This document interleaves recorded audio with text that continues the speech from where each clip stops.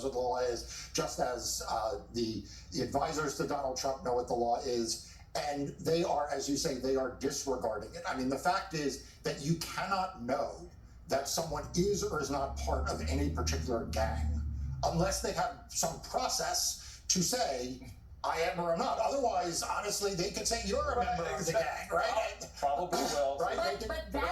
But that is actually the point. And I think that the administration would love for us to be making this about specifically people who have come into this country undocumented, right, and whether or not, Democrats or people in the media want to defend quote unquote criminals. Okay, well, again, it is where's the process that we need to go through to identify if someone's a criminal, what crime they committed. I mean, the president is a very good example. I believe he got very upset at another network when someone called him a rapist, and they were like, the judge said, I'm not a rapist, I'm this. Well, maybe that was due process. But I think that it's bigger than these particular cases, because I think that these are test cases. Yep. And that if we allow the government to unilaterally decide who is a criminal, or even more so, what is a crime for undocumented people in this country, or people who are here on student visas who are not citizens of this country but here, visiting for whatever reason, then it is a slippery slope. We are going to get to where they decide they want to round up me or Michael or Alicia or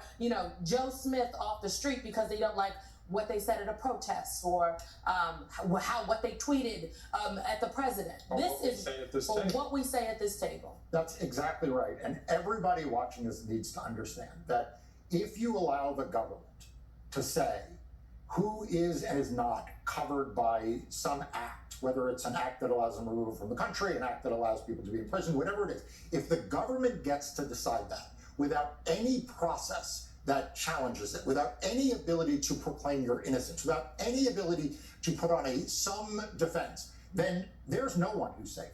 There's no citizen who's safe. There's no legal resident who's safe. There's no one who's safe. And that is where they'll go. And I just want to point this out. 105, 106 days ago, whenever it was, we were worried when Donald Trump came into office that he would target what he said, the worst of the worst, and what that might look like without due process. We are now only 3.5 months in, and we already have U.S. citizens, children, being sent out of the country. Children with cancer. Children with cancer.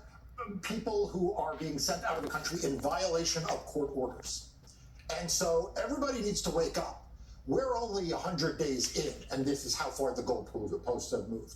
Just imagine what it will look like another 100 or 500 or 1,000 days from now. And I'm so glad all of you have set this table so perfectly for the op-ed in Slate by Robin Nicole Sanders, when she's talking about this new executive order regarding police violence. She says, it offers no data, no thresholds, no limiting principle, just one claim repeated in various forms, that the state is under siege, and only unrestrained police and prosecutors controlled by Trump can rescue it.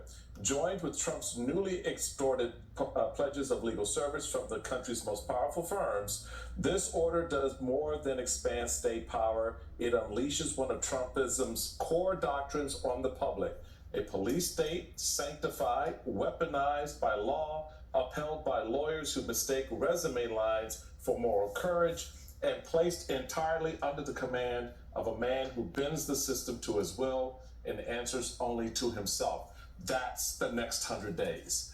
That's the setup for where this thing continues to play out, because it goes to the heart of what Simone was talking about. Anyone now is subject to the grab.